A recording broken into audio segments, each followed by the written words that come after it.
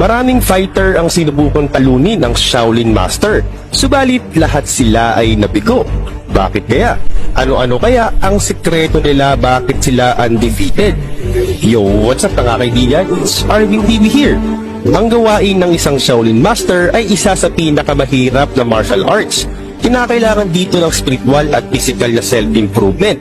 Sa larangang ito ay humaharap sila sa iba't ibang pagsubok. Liban dito ay sumasailalim din sila sa nakakapagod na pagsasanay. Ang ganitong katinding pagsasanay nila ay hindi nagbabago kahit na maraming taon na ang lumilipas. Ang bawat monghe ay nagsasanay ng 7 araw sa isang linggo para maging perpekto ang mga galaw nila dito. Sa unang tingin mo dito ay magugulat ka kung ano nga ba talaga ang diwa ng pagsasanay nila dito. Kaya naman sa video na ito ay tatalakayin natin kung paano nagsasanay ang mga Shaolin Masters at bakit isa sila sa mga taong dapat natin katakutan at kabiliban.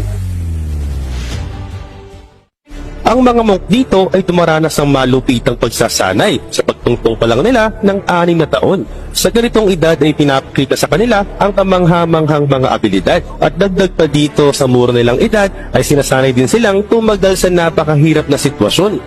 Ang ganitong pagsasanay ang magdadala sa kanila para maging isang ganap na mandirigma sa hinaharap at bukod dyan ay sapilitan din